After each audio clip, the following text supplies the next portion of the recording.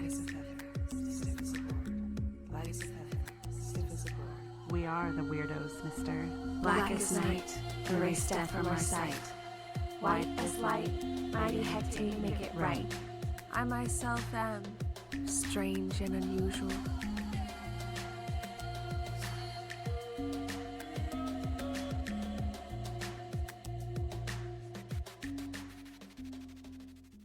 Cast a circle, spark some incense, and grab a cup of tea, because it's time for the Cousins Coven podcast. I'm Sharon. And this is Wendy. Welcome back to the Coven, you guys. Whoop whoop.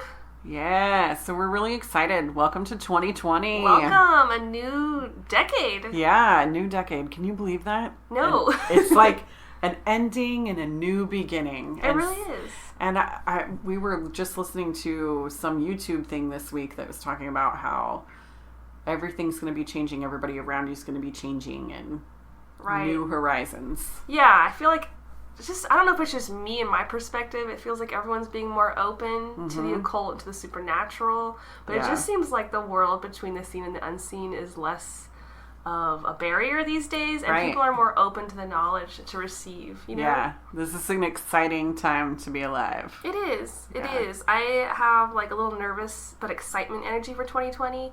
And I just think that's kind of a good thing to have in a sense. And of course we are filming this a little bit early, so I have some like magical workings to finish officially before 2020. Right. That's probably why my brain isn't 100% like, boom, let's do this as of filming, but I feel like I will be soon. For sure. And I know we're going to do our yearly spell. Exactly. In January, so like really looking forward to that. I've already got my list of things that I want, and they're all real.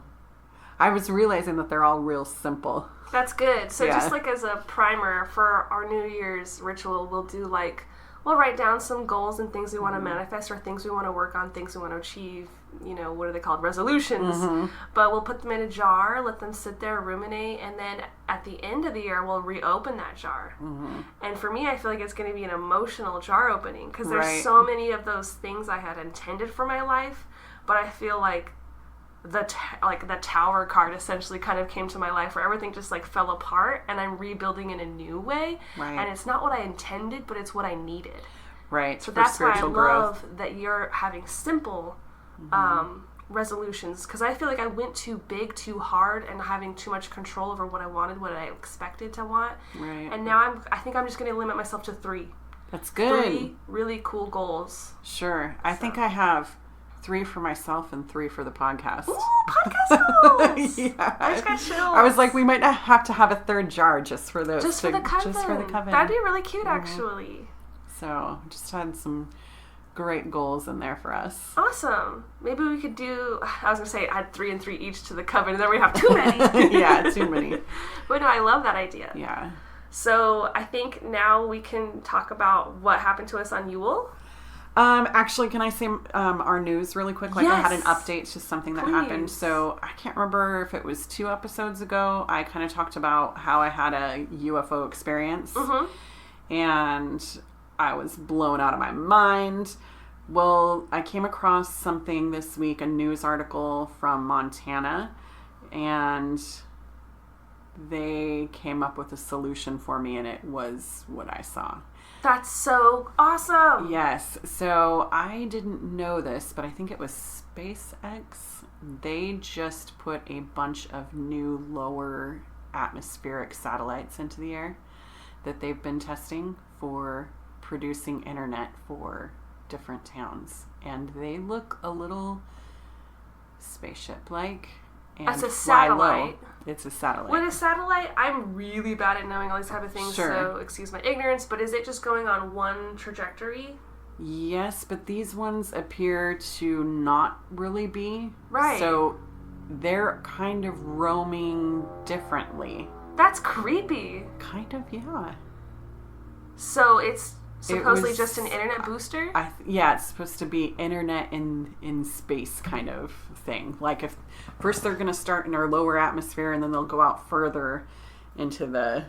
I'm really bad at knowing all the terminology. The layers. Yeah. But ionosphere maybe, and then they'll go out even further and further. Just to boost our Wi-Fi? Yeah, I think that they're trying to figure out how to get Wi-Fi into space so that when we actually make it up there, because remember they're trying to build hotels up there and all that shit. Mars, right? Moon first. I thought Mars, so it's Moon first. Moon, makes more sense. Mars, and then just actually outside the Earth's atmosphere, they're trying to have these kind of roving... Could we seriously, like, not be on Facebook while we're at the moon? Like, seriously, I feel like this is so rich people aren't bored, so that they have their goddamn Wi-Fi. Yeah, they have to have Wi-Fi so that they can Instagram their, look where I'm at, bitches, because I got thousands of dollars and I've got to throw that in your face. Oh my god, if it gets to the point where people are, like, Instagram living on the freaking moon, this is 2020, baby. Right. We're supposed to be like the Jetsons living on stilts. Right. So this is where we're going. Wow. Just trying to boost that Wi-Fi. Right. So I was kind of disappointed because I was like, oh, it wasn't a UFO. But then on the flip side of it, I was like, well, at least I have an answer. I love that you have an answer. I need to dig more. So when you read the article, did you get a picture, a video, a description? Kind of both. Okay. I don't know if my link is showing, but... So I'll see if I can get an idea of what you saw that night. Right. And it was red blinking lights? It was... I thought it was... I don't even remember now. See how bad it is? And my memory lately has been shit, so... Excuse my language. So, we have a little picture with some dotted lights. Is that it? Yeah, basically. And so basically what they're showing you is that they start out low and go up higher. So they have the ability to go from low to high, from low to high, and that's what they're doing. And... I think there was a video that showed kind of the trajectory of where they were. It looks like it's a constellation that's a perfect straight dotted line. Right. But is that like a time-lapse photo? That's a time-lapse. Okay. Mm-hmm. So basically what they're saying is it's gonna look different. And it made me think that... Yeah, sure, I probably saw a satellite. I guess that's what it is now. But if it wasn't a satellite, then it was probably something related to whatever they're testing. There's going to be so many more things in our skies now. It's kind of frustrating because I'm like, how will we know what's UFO and what's not? Maybe that's part of the government's plan. Maybe. Like, if I always have that conspiracy head in mind, don't trust the man. So, like... Right. If there are all these things in our skies and, like, we're not really educated on them and we're just told what they are and we're just going to eat that up, like, okay, that's what that is. Yeah. They could honestly use that to explain away anything. It's just kind of frustrating because I thought we were going to start integrating with the belief in the... Aliens. And that just died down completely. Yeah. 2020, do you people believe in aliens? Let us know. Exactly. And it's like they're redacting that disclosure that came out. Right. Which also feels like the government trying to just, like, do the Roswell maneuver. Right. I thought we were on the right path. But I feel like not all governments are like that. I feel like the U.S. is the one that's backtracking the most. I feel like there are other countries that their governments are embracing the UFO phenomenon as something that is more... commonplace? Yeah, okay. And potentially not from this world. Interesting. But the United States government is not saying that. So then I'm like, well, if they're saying that it's not, is it really us? Is it really just the United States government testing equipment? Is it always just military? Yeah, is it always or just... Wi-Fi? Right, or Wi-Fi. Woo. Yeah. Yeah. I mean, I appreciate the Wi-Fi, but... I do too. But come still. On. Come on. Give me some aliens. Right. All right, let's transition into Yule. Yes. Yes, so we had a lot happen for Yule, it feels like. Yeah, we did our ghost hunt here in your house. Yes. And you had been having a lot of activity leading up to that, so I only had a little taste. Right. But you had a lot of activity. Yeah, we had a lot of activity. So on actual Yule, we had my family celebration where it was just like, my kids and my husband and... boyfriend, girlfriend, kind of the whole family was there, and we were exchanging gifts, and I was kind of standing near our Christmas tree. I wouldn't say, it was like if I put my arm out, I may have been able to touch the tree, just with the tips of my fingers, but I was playing Santa Claus. That's just what I call myself if I'm giving out the gifts. We use that too yeah. growing up in my family, yeah. I just love it. So I was playing Santa, and I had just given gifts to my boys, and then was kind of standing there, and then I felt something grab or tug at my side. And I was like, maybe I got attached to the tree. But then when I looked over, I was like so far away from the tree, there's no way that I have bumped into it. Mm-hmm. And so I was like, okay, that was definitely somebody. And I kept feeling like tappings on my shoulder. I kept feeling, a presence. And we talked about this, I think, last episode where you had already had activity with the Christmas tree. Right. Originally. Right. So this is just more confirmation. Yes, more confirmation. That something's grabbing you. Yep. And then on Yule, too, then you came over. Yes. And we started ghost hunting. Yeah, we started our little spirit hunt. So we got out our fleer, which I've talked about before. We got out our little fleer, and I forgot to show you, but I did. My phone has this cool thing where you can kind of merge all the photos together so it makes it into a video. Oh, cool. Yeah, so I was able to do that, and you could actually see some things. I wish I would have brought it in and showed you ahead of time before we did the podcast, but I'll show you afterwards. And so the fleer is just picking up heat. Yes, heat signatures. Mm-hmm. And so there was a point where you had been sitting on the floor, and I was looking behind you, and with my eyes, not even in the fleer thing, I saw somebody standing back towards the sliding glass door. And the fleer caught that in two different images. So I was like, at first I saw it with my eyes, and then I was looking through the fleer.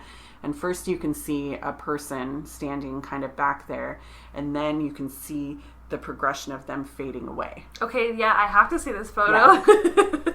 So it's like a video of it. So you can see how it disappears and dissipates. Sometimes I wonder if you're more tapped in with your spirit communication abilities because you've been doing it so long that you're able to see things that if I was looking at there at the exact same time, would I have seen it, or only would you have seen it? Like, that's something I haven't quite figured out yet.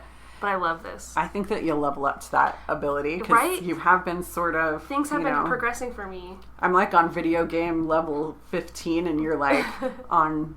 In which just a little bit. In the ghost hunting. Yeah, in the spirit hunting. Yeah, we all have these different branches. Mm-hmm. That's the great thing about leveling up as a witch, is there's so many facets, and I feel like the paranormal is its own facet. Right. So I have been really leveling up more quickly just being around you, because the spirits are around you all the time. Right. And I'm like, are they manifesting because they know that you can see them, and they know that you're someone who can talk to them? Do they just come to you, or were they just coming because of that tree?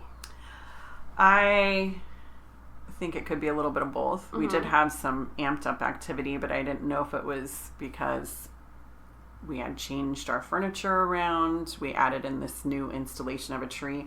And you said something, I think, in our Yule episode that talked about bringing the outside in and the spirits that come along with it. Mm-hmm. And that kind of clicked in my mind, like, it's not just a story. It could actually be happening. Mm-hmm. And we haven't had a live Christmas tree in our home for a long time because I'm allergic to them. Oh, I didn't know. But I take medication for my dog because I'm also allergic to dogs. And so I take medication for that, and that helped with the tree. So we were able to have the live tree this year, which, I kid you not, it's probably been about 8 years since we've had a live tree. And so, yeah, that was a whole new kind of experience. Right. And I don't know if I'm jumping the gun here, but I did have like a personal experience that I definitely am excited to share about. So I've slowly been amping up my ghosts, I guess, level up to catch up with Wendy here. So I heard ghosts as of this year. I guess 2020 is when this comes out. So last year I heard ghosts. I started to realize that I was feeling them. Well, when we were doing the ghost hunting around the tree, we were both on the same side of the tree for the beginning, and then I feel like you saw something closer to the opposite side of where we were. So me just being like, okay, let me go over and see if it, I can interact with it or it interacts with me. And we're just I think we had our guard down in the moment, and you were looking at the phone for a little bit, the like heat sensor phone, and I was just kind of there with my dowsing rods. And then when we have our guard down and we're not really even trying to interact with it, my elbow got grabbed and pulled 100%. Nothing's behind me, no one's behind me. You know what it's like when someone's pulling your arm. Right. And I tried my best not to scream, not to freak out, not to get scared because of everything we've talked about. Don't fear the spirits, but I did have fear, and I was just like, a gasp, and that caused you to look up really quick. Right. And what did you see? And I saw a misty figure standing there grabbing you, and then it just kind of dissipated, like, really quickly.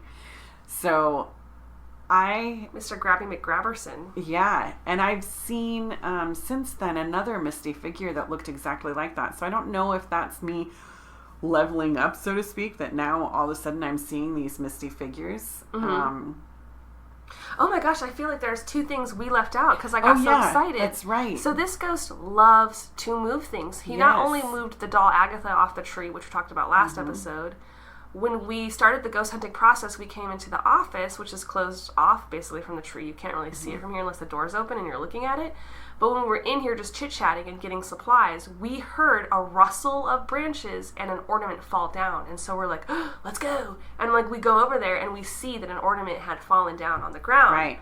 And I wanted to just test to see if this is something that would just happen naturally. I shook the tree, nothing fell off. Right. So it's like he grabbed you on Christmas Day when you're doing presents, and he also grabbed something else. Did you want to share that?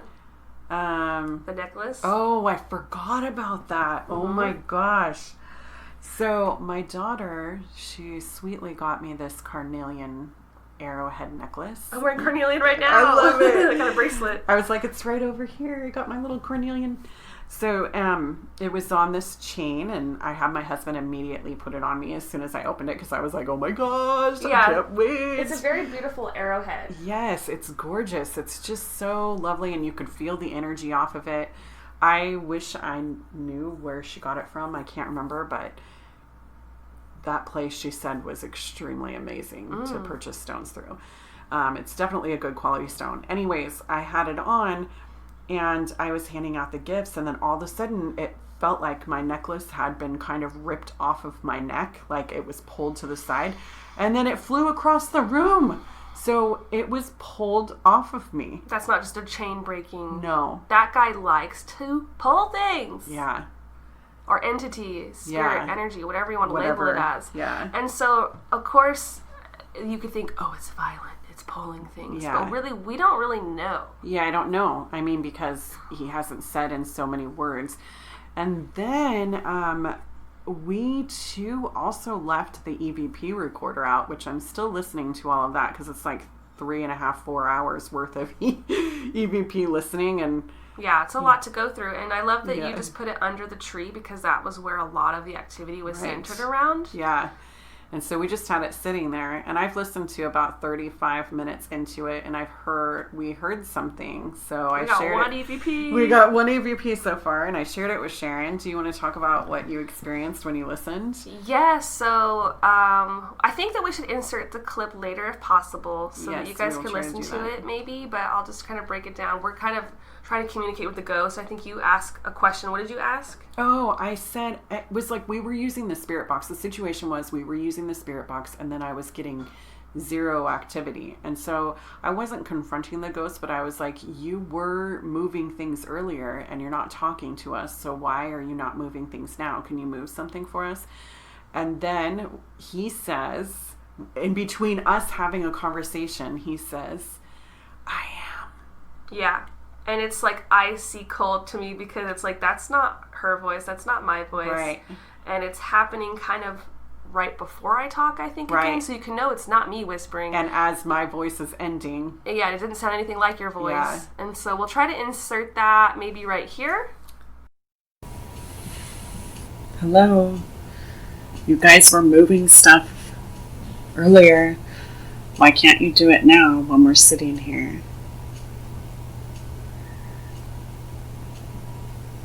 I'm going to go back over here. Okay. Where I got touched.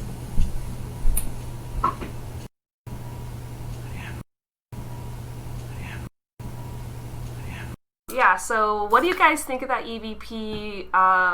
I think it's pretty chilling and exciting. So we'll see if you find more as you go through the rest of that audio. Yeah. Because it takes a really keen ear to catch something that small. Yeah, it does. Because there were things like the thing with listening to EVPs, and I think I can thank being a part of a ghost hunting group years ago to this, because I was always the one who would listen to the EVPs. Mm-hmm. It takes, first of all, forever to listen. Like, you can only do little bits at a time because there's so much background noise. You have to figure out what's what. So, like in a house like we live in, you could be getting noises from outside. So you have to determine, is this a noise? So sometimes I'm highlighting a section and listening to it like 50 times in order to figure out, is it? That's got to be really hard if you're traveling and in a public place, and if there's multiple people, you got to really think about all the voices. Right. So I don't know how other spirit hunting groups do it. I'm kind of going off my background to figure it out. Yeah. It's interesting because the Yule episode, when I was editing it, I felt like there was an EVP, because when you're just listening to the two of us talk for like, an hour's time and like just making sure everything sounds good, blah, blah, blah, our two voices distinctly, or at least that's how I feel when I edit it. And so then I heard like a whisper, I felt like in the last Yule episode, I think it was like 26 minutes in, where we're talking about like Yule, and I just felt like a whisper say like, snow god. But it was just so hard for me to like differentiate, because it's like whilst we're talking, I felt like it would be like no reason to highlight it in this episode. If people hear it, they hear it. They probably won't even think anything of it, like a background noise. Right. So it's really hard to catch EVPs, especially if you just are continuously talking. Yeah. So one thing I have to remind myself is next time you're asking a question to be very quiet and not interrupt you for I don't even know how long. Right. And so that's the thing. And they, it's hard to teach that kind of thing. I know when I had done spirit walks before with people, I would always say don't talk, but it's so hard for people to not talk. But seriously, you do have to leave 2 to 5 minutes, because it may take them time to respond. Yeah. And that's hard, but sometimes they can't respond unless they have your energy, and just the vibration of your voice can be a type of energy for them to feed off of. That is another symptom that we noticed while ghost hunting, is like the equipment all of a sudden just drained really quickly. Yes. Yeah. And it did feel like he was using that energy to maybe manifest. That was before I got grabbed. So Right. Really interesting presence. I'm excited to hear more updates on that. Yeah, it's really exciting. So it'll take me a while to go through, but if we do find anything else, we'll let everybody know and try to put it in an episode. Yeah. So sweet. Well, we have a really big episode today. Should we move on? Or do you have more? What was that? Welcome to 2020? No, right here. Oh, yeah. Okay, so I forgot. So there's a bunch of fires going on in Australia right now. I did not know that. Yeah, and it's their summer, and they're having high temperatures, and so it's just normal, everyday kind of fires. So I just wanted to say to our listeners down there, I hope that everybody's safe and make smart choices and stay away from the fire. Don't go hiking up there. Being in the Pacific Northwest, I think that you've seen a fair share of fires and California fires and during our summer months. So Right. So I just wanted to push some positive energy to all of you guys and let you know that we're thinking of you. Stay safe, Australia. Yeah. Thank you for pointing that out. Yeah. All right. So today we're really excited because we're talking about Major Arcana. Yes. Am I saying that right? Yes. Okay. Yeah. The tarot. So I wrote just this little blurb that I thought I'd say. So tarot is one of those things that has been around for years. It can be a wonderful tool to help you on your path. Don't be afraid of it. Divine with it and see what wonders you can uncover.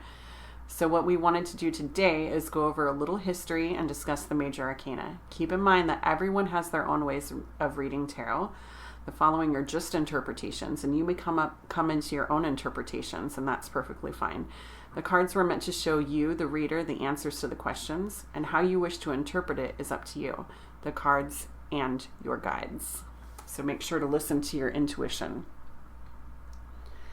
So I had, we both brought our own decks today. Yes. And so tell us what your deck is. So I have a deck that I think everyone's really familiar with in the spiritual community, the Rider-Waite Pamela Coleman Smith deck.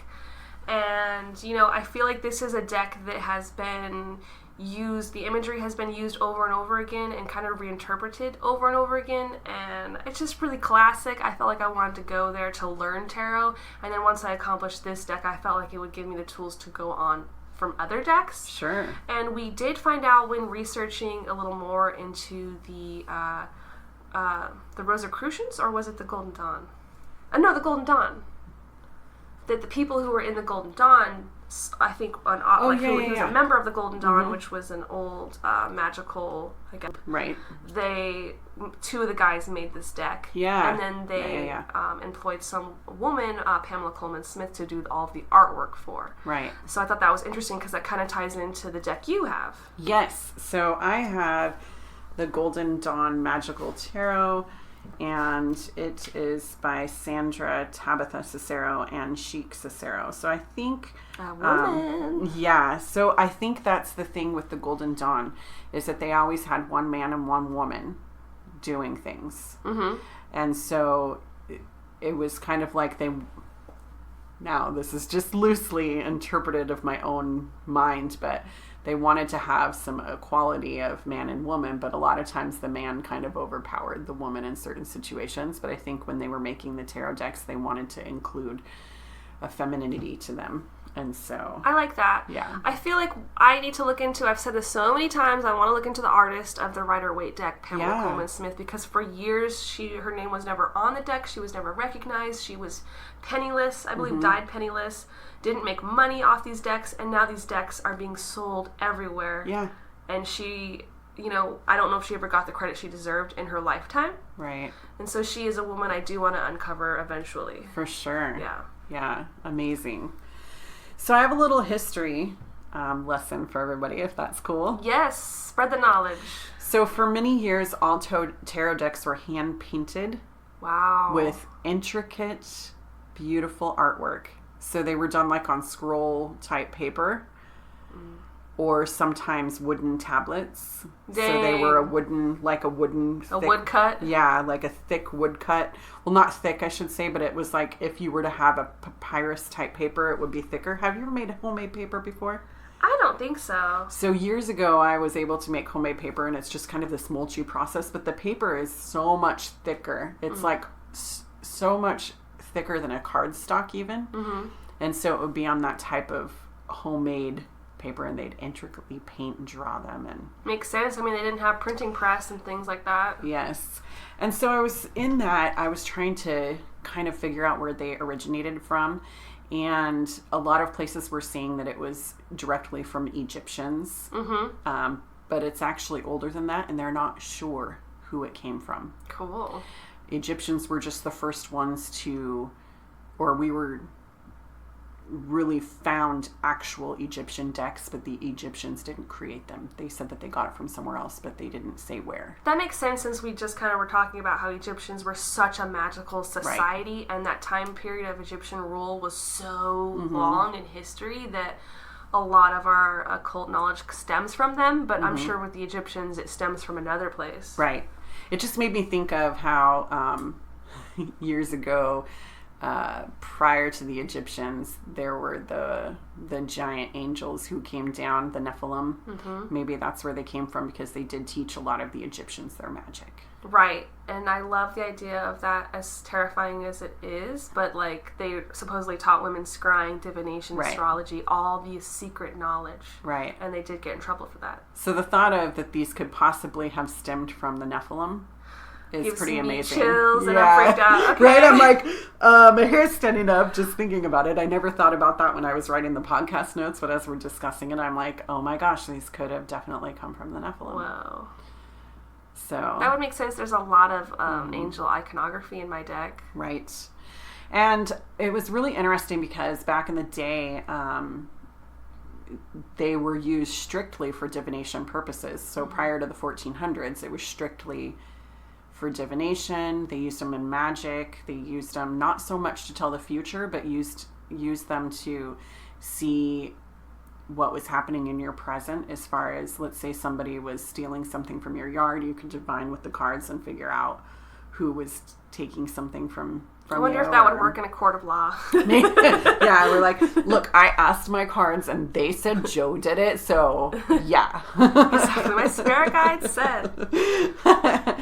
And then by 1440, the cards made it into Europe. They started in Italy first, and they were used specifically for gaming purposes. So you'll find, like, on Wikipedia that there's all this information that they were used specifically for a board game, a card game, and they used it for gambling purposes and things like that. So to imagine to go from divination to gambling. I feel like that is, like, what I always heard is that the cards that we use today to play games, I don't even know what you call those type of cards, but playing cards. Yeah. You know, king, queens, cups, aces, that's all stemming from the system of tarot. Yeah, which I learned to read on playing cards. It blows my mind that you're able to do that. So to me, I was like, oh, shoot, this is interesting. And then by the 1500s, in Europe at least, it was strictly, the tarot cards were strictly used for nobility only. So they didn't say it in so many words, but they made it sound like you had to be rich to use the cards. Mm-hmm. And if you weren't rich, there was no reason why you should be using them. It kind of makes me think of, like, how old nobles would always have, like, a mage on hand. They asked for everything. Like, we learned about Queen Elizabeth using John Dee. Mm-hmm. And Edward Kelly. Kelly. And how they were basically her little magicians, and that was just normal. Right. Love that. Yeah. Why can't the White House have a mage? Right. I think we need one. I know. So I did find it really interesting, too, that prior to the late 1500s, there wasn't a Major Arcana.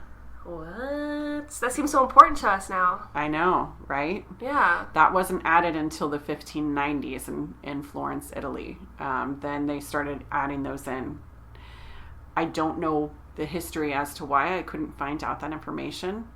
It was just to kind of take the cards to the next level.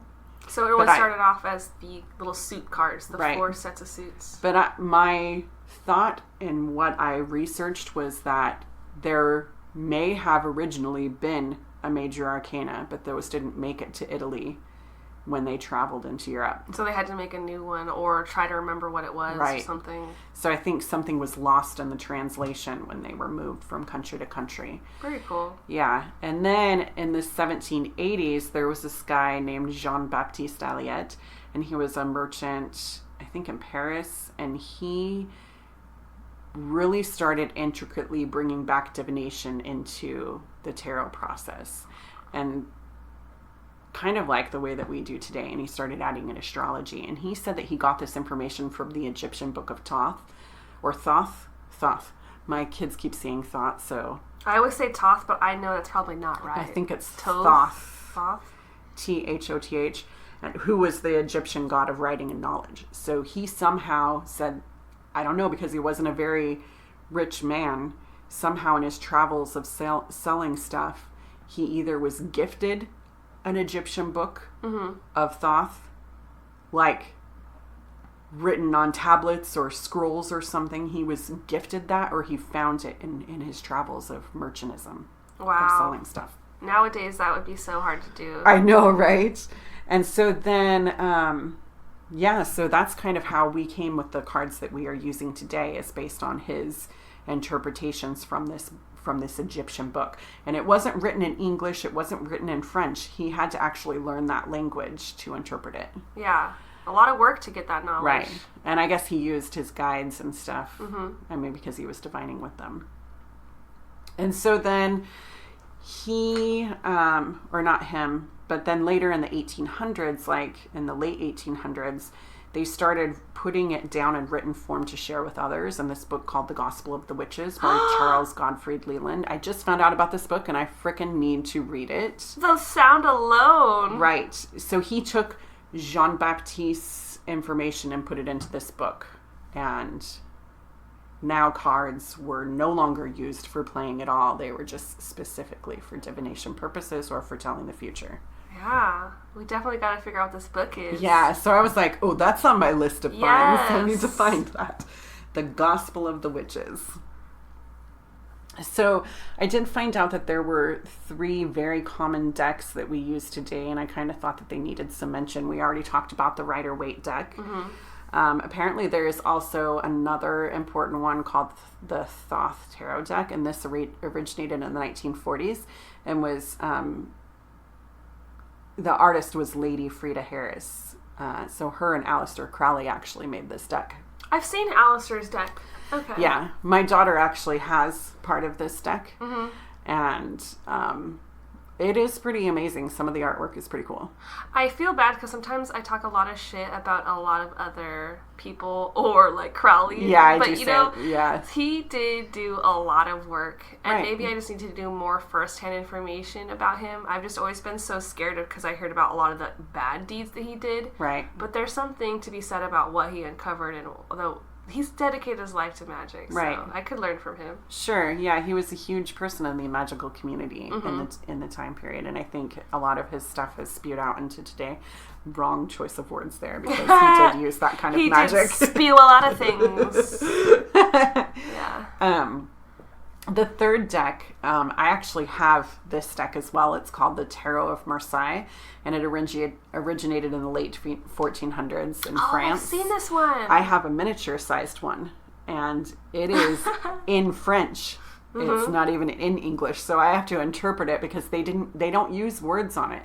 So they just have the pictures and a number maybe. Yeah. And sometimes not even that. So it's really interesting to use. To me, the imagery on that one is so similar. Like the suit cards, like to me it just looks really hard to break down. Right. Where I do appreciate how the Rider-Waite, it has artwork with kind of, you can just, even if you don't know what the cards mean, if you look at it intuitively, you could probably figure it out. Sure. The Marseille's deck, maybe there are people who have worked with it enough to have that intuitive, but I feel like that is a hard deck. Yeah. To It master. would be really difficult. But that one people was do it. specifically meant for playing games. So maybe Oh. I've seen people who use that deck, so people still use it. Yeah, I could see how it's a common deck. So I guess we should kind of mention what the difference is between major and minor, right? Yeah. Yeah, so the major arcana are just basically what they would call trump cards. If you play with a playing deck, that would be like the higher cards of the deck. Mm-hmm. So, and the minor cards would be the lower cards, like 1, 2, 3, 4, 5. Right. That kind of thing. So yeah, Major Arcana is kind of like also just in the sense of when you're reading tarot cards. So there's 78 tarot cards, I believe, and there's like 22 Major Arcana cards, Major Arcana cards, and they all have to do with their bigger ideas in your life, bigger situations, more important things in your life when you're doing readings. And then you have the Minor Arcana, which is just usually cups, swords, wands, and pentacles, or coins. Usually some sort of symbolism to do with that. And like she said, they're all like the suits, so it's going to be 1 through whatever. And each of those has a king, queen, page. So it's like the jack, the queen, the king. So it's very much like a common deck of cards. Right. And those are supposed to be kind of more smaller events in your life when you're doing readings. So I think there's this reverence with the Major Arcana that those cards hold weight and they are, big deals when you get them in your readings. Yeah, for sure. So, and they're fun cards. So I'm excited that we can, talk about all of them today. Yeah, they're all my favorite. Yeah. Every tarot card is my favorite. I have a couple of favorites, but I realize I do say, oh, that's my favorite. Oh, that's my favorite. I'm like, you can't have all favorites. I thought we should also talk about the difference between upright and reverse. So every time that I originally started reading, I thought reverse meant the opposite, but that's not actually the case. Right, and what she's trying to, maybe if you're not too into the tarot card things and this is new to you, what we're meaning here is when you are doing a reading, you're just flipping the cards over, so sometimes when you shuffle the deck, your cards are not all going to be perfectly upright. And there are people who like to read them all upright and they'll just flip them over, no big deal. Or there's people who have learned the reversal meaning, because when a card appears upside down, the meaning has completely changed. And so I do dabble with that when I do readings. Like if I see it upside down, I'll read both meanings in a book or something, or try to interpret it as both ways to see which way is more accurate. So I feel like reversals is something I'm getting more comfortable with. That's nice. So it's funny because when I learned to read tarot, obviously with tarot, you typically teach yourself, right? You're just learning from a book. So when I learned to read tarot, I was told later on that I read backwards. That I put the cards backwards. I read everything in a different manner. than normal people do. So, like, I read it as if...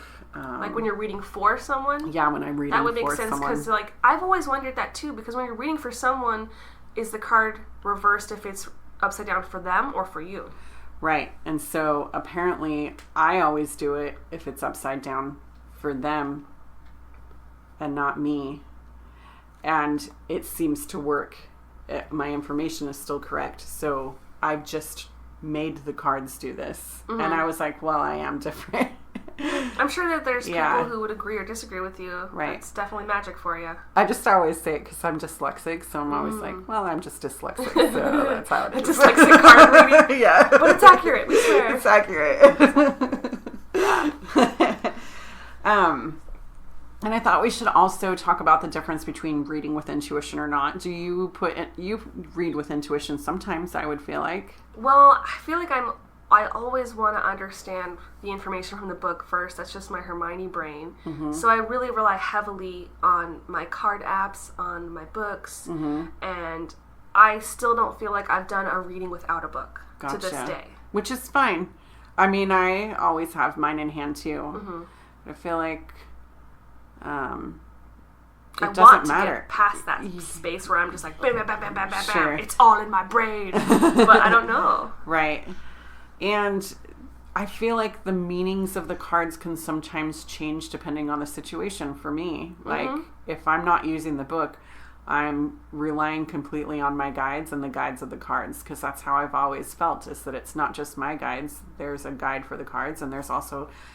And that guide for the cards would be like an in-between between my guide and the person's guide that I'm reading for. And they're all talking to me at once. Yeah, I think intuitive is the better way to go, because the card meanings, if you're going to do a whole spread for someone, like, you know, what is it, the Celtic Cross, which I think is like 5 or 6 cards in a cross formation, they all have a different relationship when they have a card next to another card. So if you just go off the one very plain Jane book answer, you are kind of boxing yourself in.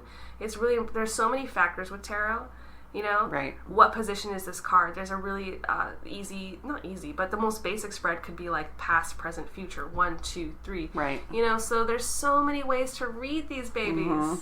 But I feel like for me, I've learned so much just from doing tarot with you, because like I know even when we were living in separate places, you would be like, oh, I did this reading for myself, and I'm like, I've never done this type of reading before. I'm gonna teach myself how to do it based on what you it's kind of taken me out of the box, so I'm learning more. Same. And I'm hoping that this episode does the same for everybody who's listening to it. So if you dabble with your tarot, try new things. Yeah, I agree. Like, I think it's fun. We definitely push each other to shake things up. Like, even just looking at, like, your deck, it's so exciting to me, because to me, the Rider-Waite has almost become mundane. Sure. And so I'm really excited to see your deck today. So what we did is we have the 22 Major Arcana cards in front of us, and I'm going to be flipping over Wendy's deck. She's going to be flipping over my deck as we go along here, and I'm just really excited. I am too. So let's just dive in. So here we go, diving into the Major Arcana cards, which we talked about is comprised of 22 cards, each with their own energy. They represent a specific archetype and a meaning. Now, depending on what deck you have, the titles might be slightly different, or your deck may not even use all of the Major Arcana that we're talking about today, but they all typically represent the hero's journey going through life. And you can basically read the tarot deck to kind of look at things in a new light. They help you figure out problems, and they even prophesize the future. Right. So I'm excited. I am really excited too. So the first one is they label 0 the Fool. So let's look at what we've got here.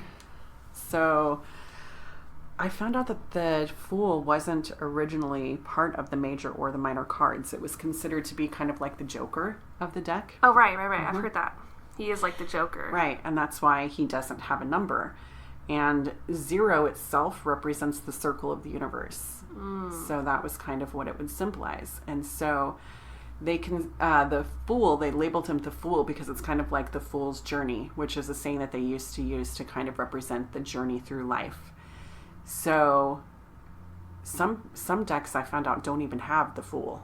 That's insane, because I was always taught, like, the tarot cards is the story of the Fool's journey. Yeah. So for him not to even be a part of it is incredible. Right.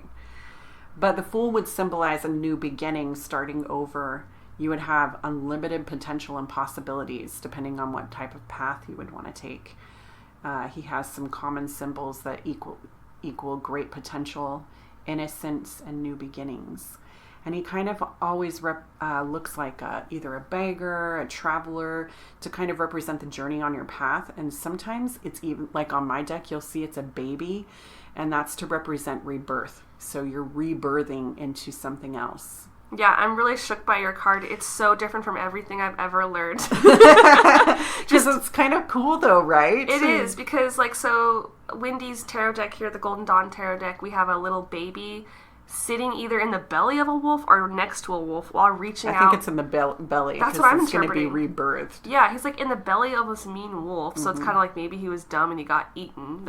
He's a fool. And then he's touching out, he's going to touch like a thorn of a rose, which is another like foolish thing. Like this kid just doesn't know anything, man. That's a sharp thing. Right. And there, a lot of times you'll see that the Fool card has a lot of yellows represented in the deck.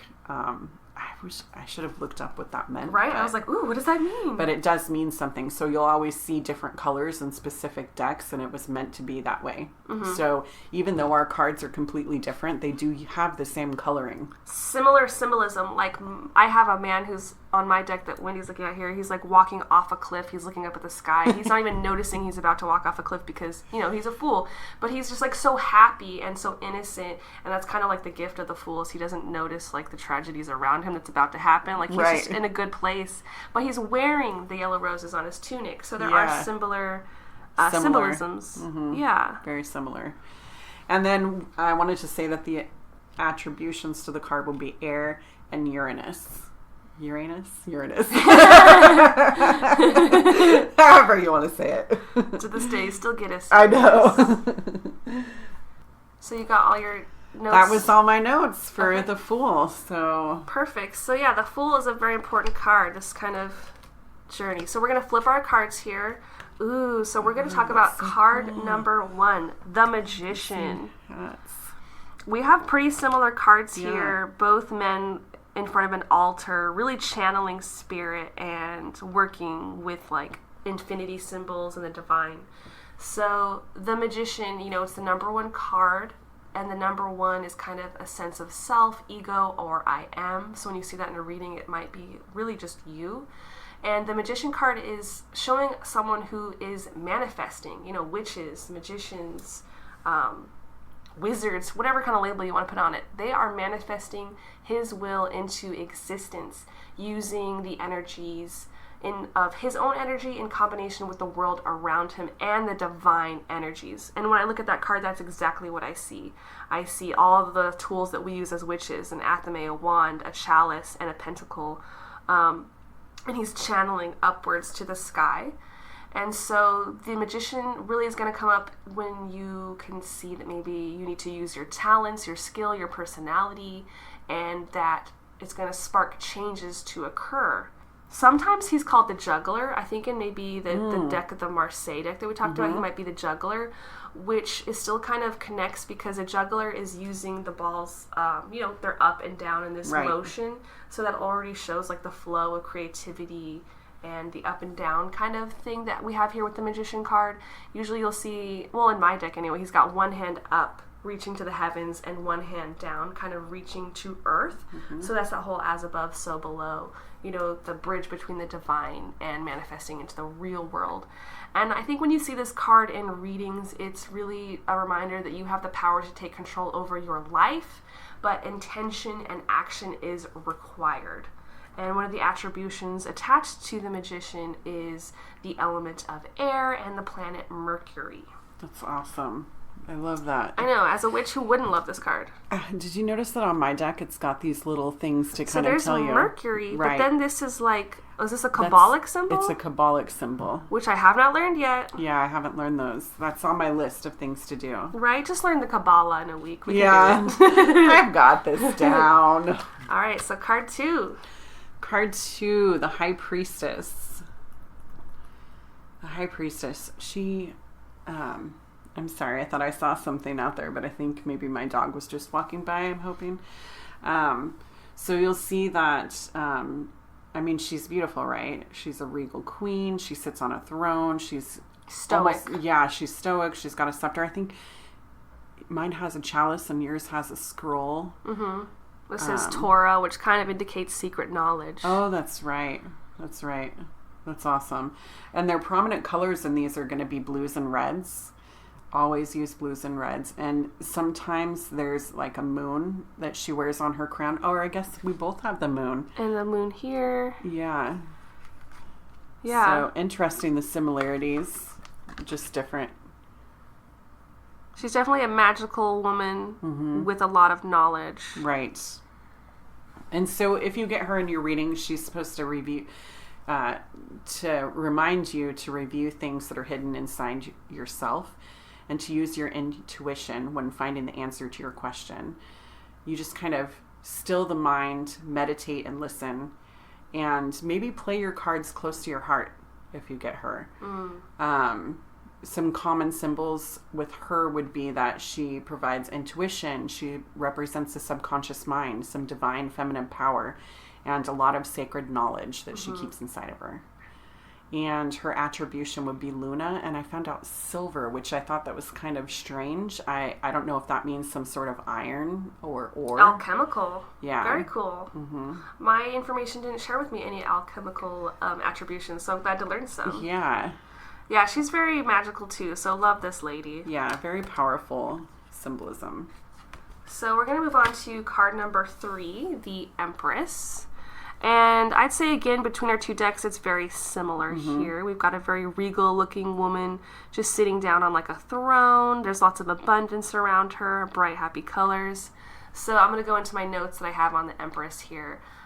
When you get this card in a reading, she represents that she's full of abundance, creative potential, and the creative process. She's a mother archetype. This could be a mother that, when you're doing a reading, it could be representing your own mother or a motherly figure in your life, or it could just be like the archetype of a mother figure in mythology, or maybe even like a motherly spirit guide that's coming up in your reading. And this card really represents mankind's ability and the urge to create beyond need and imagine beyond necessity. So she's not just here thriving for food and survival. She's thriving for things that are like luxuries and arts and love and laughter, creativity. And she is a mother of dreams and imagination, and looked at as a doorway through which new things can come into being. That's why sometimes she's even depicted as being pregnant. She has a very Mother Earth energy, the source of ideas, creativity, nurturing you as you grow and as you evolve. She's really there to be the force that recreates us and gives us an overflow of resources. So I think that's why she's seen here kind of just lapping it up on her throne. She's got pillows, she's got carpets, there's luxury, she's got a crown, beautiful dress, and she's supposed to evoke just feelings of comfort and love, desirability, and care. And this is really an active feminine principles going on. And like a mother, she just has universal love. And a lot of the symbols that you're going to see in her type of cards are like maybe lush fields, maybe flowing water, fruit. She might be, like I said, pregnant and or breastfeeding. And you're going to see the cushions, the rugs, the crown, again, to just represent that luxury. And she is associated with the element of Earth and the planet Venus, which is a very goddess-centric planet and vibes. Nice. Is this the Venus symbol, right? Yeah. So you have that on yours too. So Yeah. I'm really excited. Yeah, so there are a lot of similarities here. Venus is definitely across the board Yeah, I love it. associated with the Empress. The Emperor. So, the Emperor. Interesting. We both have ram symbolism in our cards. Yes. Which you'll know why. Awesome. So, he's just this king on his throne. He's got his head held high. They typically have ram horns or a ram in the photo to represent Aries. You'll see that a lot of reds are used. Just basically he's sitting there and he's this fatherly figure. That's basically what he represents. So if you get him in your reading, kind of like Tetris, he's supposed to help you think of moves to take in the strategy. I love that you compared it to Tetris. I get what you mean. You gotta plan ahead and see what the future holds. Yes. And he's to represent the contemplation to help you realize that you are the leader of your own life. And you can find the answers to the questions you seek by being strategic and using discipline. And he helps you realize your goals and the ability to complete them. And so he's basically just this father figure and authority, and he's this take charge kind of guy who helps you take charge of your own life. And so that's what he's really there to represent. And his attribution is Aries and fire. I like that. He's a very regal dude. And so if you get him in a reading, I guess you could either look at it as an actual representation of someone you'll meet, or just a force that you have to like channel. Right. These fatherly, smart, planning ahead kind of attributes. Sure. Yeah. So that's kind of the thing. If you get a female or a male in a reading, that too, it doesn't just always symbolize a person. Definitely could symbolize a thing in your life. Yeah, just an archetype or a way of an outlook to look at a situation. Right. So I like this card a lot. Your deck is so pretty. All right, so we're going to move on to card number 5. I'm hoping I pronounce this right, the Hierophant. Yeah, that's how I've always said it. Your card is so different than mine, but like the similar. So it's like a very religious priest, but of like different... this guy looks maybe more Middle Eastern. Right. And do you see on the flag there, that star is a representation of something in the Golden Dawn Society, but I don't know what it's to symbolize. It's like a symbol of the Rosy Cross and something else. Yeah, we got a cross, an upside down triangle, which I would think is water, and then the red triangle is that fire. Right. So very interesting symbols here. I love the tarot because you can really just get lost in the symbols on the cards. Right. So the information that I gathered here for today about the Hierophant is that, like we talked about, he's often depicted as a priest or person of religious authority. And the Greek manifestation of the sacred, the word Hierophant is Greek for manifestation of the sacred. And as such, he speaks with wisdom and with the authority of a higher power. He is known as the mouthpiece of the divine. And this archetype is a manifestation of of divine on earth and the spiritual realm. So when you see this card, it's really associated with the words faith, trust, learning from tradition, God words, belief, memory, conformity, dogma, wisdom, meditation, religion, and advice. Symbols you're going to see is a man in priestly garb. You might see a pentagram or a different symbol here, like on Wendy she has some more Rosicrucian symbols. The elements and the spirit in man is what those kind of symbols really represent, is that this man is tapped in. And you might also see in the photo acolytes, students, or helpers. And this just shows that his knowledge is shared openly with others. He's not hoarding it for himself or for self-gain. He's sharing these godly, divine words with others. There might also be pillars in your artwork, which kind of links him to the High Priestess card that we talked about earlier. And that represents that while they're both divine workers with spiritual knowledge, they are different, yet have similar and mutual approaches to learning. So really, you could look at this card and maybe, sometimes I would say religious figures might have either stereotypes or maybe negative connotations with you, depending on what your religion is. But really, that's not what this card is. It's just showing you that you could play with the old traditions of religion and learn from them and not necessarily be afraid of them, but that they are still valid, that the dogma might still be valid, conformity might be necessary. These ancient traditions, there's something to learn from them kind of way. Right. I love that yours has this set of keys. It's like, to me, it would represent opening up your mind. Definitely. I did read about that, and the keys, not only that, but yeah, it shows like how this guy has the keys to the knowledge. So you're exactly right. And that's what's so great about the artwork of tarot. Look at this thing in depth, and you can kind of decode it with just your intuition. So, which is pretty awesome. Yeah. And he's Earth and Taurus. Oh, yes, Earth and Taurus. And yours definitely has the Taurus vibes because he's sitting on like a bull. Taurus. Yeah. On the bull. All right. All right. Who do we have next? The Beautiful Lovers. I feel bad, like my notes are not as in-depth as yours, but I feel like we're getting the work done. Yes. I love how they're always naked. Naked lovers. Usually a man and a woman, but nowadays that's not always the case. Right.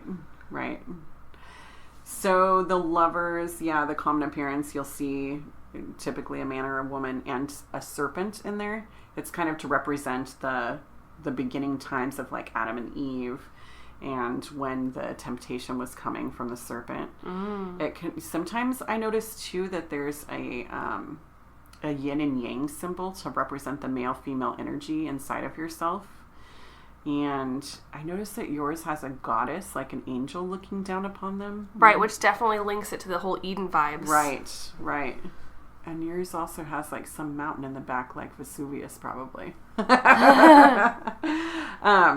If you get this card in your reading, it's supposed to provide you with inspiration, motivation, and action and impulses.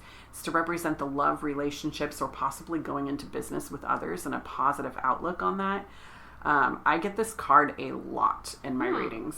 And it's not always about your personal love relationships? Nope. Okay. It's just always in my reading for some reason. I shouldn't say always, but I would say like 90% of the time I get this card. Cool. It's good to know. I love hearing about people's heavy rotation cards because that says something. Yeah. And so some common symbolism would be like your relationships, love, harmony, and choices. And always in abundance and happiness. I find this to be an extremely happy, loving card. Yeah. Just as it says, the Lovers.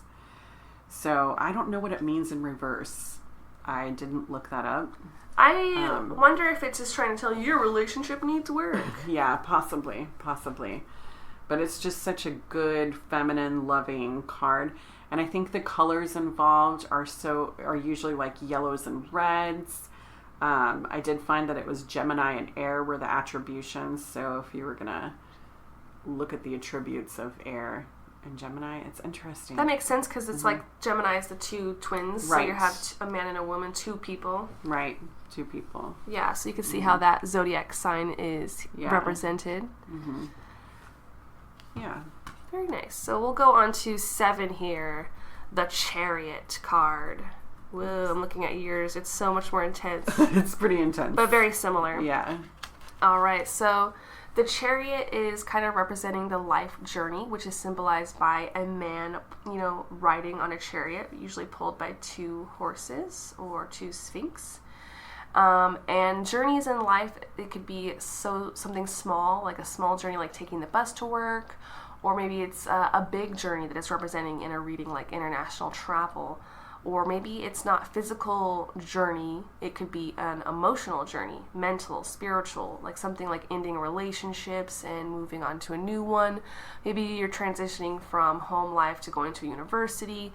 Maybe it's just something as, profound as creative writing or a spiritual transition, a new faith. Moving from grief to acceptance. So there's so many types of journeys as humans that we take. Oh my god, I just realized yours has an alien. Where? I didn't notice that. There's to me that looks like a gray alien. It is! Holy shit. Oh, and then this mask here. So there's 2. Oh my god, so that's 2 different aliens. I'm tripping out because, Wendy's chariot guy, there's like an alien head in the center of it, and then to the side of that alien head is a mask. Oh. So maybe the alien is masking as a human.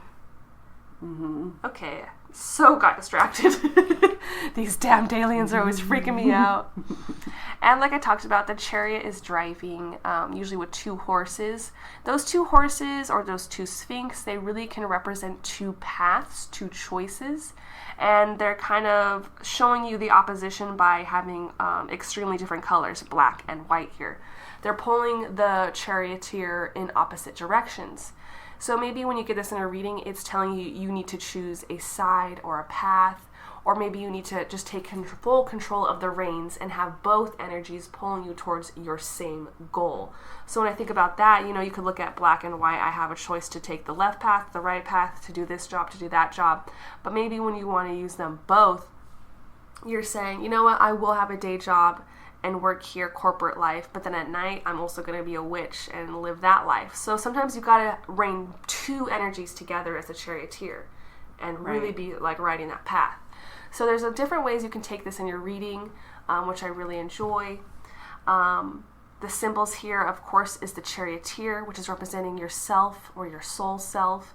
And he's usually wearing some sort of headpiece or armor, which tells you that when you are doing a reading, you have to fight for what you want, or at least be willing to fight for what you want. I keep looking at your card and it's freaking me out. Now I see a UFO. Oh my god, I didn't even see that before. Holy moly. Beam me up, man. Beam This me up. golden Dawn Tarot, I swear. So the That's Nephilim awesome. is here. They've got, like, for her charioteer, there's like a circle ball of light from the cosmos reaching down. There's so many alien symbolisms. I love it. Take me up into your grand chariot. Beam me up, Scotty. Should I live on Earth or go up there? Oh my gosh, yeah. Wow. Wow. So yeah, a lot of times you'll see the chariot being pulled by 2 animals, sometimes 4, and in yours I do see 4 animals, and that could represent the 4 elements: earth, air, fire, and water. And in my Rider-Waite deck that we're looking at here, there's sphinxes, and in legend they will not let a traveler pass without answering a riddle. Oh my gosh, so you can kind of look cool. at this, that the charioteer, or you yourself in this reading, you can have control over them if you do answer these riddles or this knowledge. And so it's kind of representing control over your own mental capacity.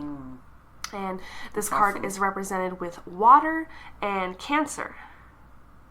The chariot kind of reminds me of living a balanced life almost, because if you can take the reins of your own life, then you can live in balance, like you were saying. I'm going to work in the daytime, but at night I'm going to be my cool self. Right, which is something I'm always grappling with. I just want to be a working witch, but I don't think that's possible at this point in life. Right. So I have to put on my little corporate face, which sometimes does feel like this little alien here putting on this human mask. Like I have to hide my weirdness. But, you know, going into 2020, that's one of my 3 goals, is to be my authentic, weird witch self everywhere I go. Right. 24 hours a day, 7 days a week. Don't have the fear no more, ladies and gents. I am me. I am like the number 1 card. Yeah. I am. So thank you guys for listening. Join us next Wednesday for part 2. And in the meantime, you can find us over on Twitter, Facebook, and Instagram at Cousins Coven. And check out our blog, cousinscoven.home.blog, for witchy words of wisdom, spells, and all of our episodes from podcast season 1. So in the meantime, you can also send in research ideas, witchy questions, your fan mail, or your paranormal experiences into cousinscoven2@gmail.com. And may you find happiness in your heart, love for yourself, and join each other. Blessings to all.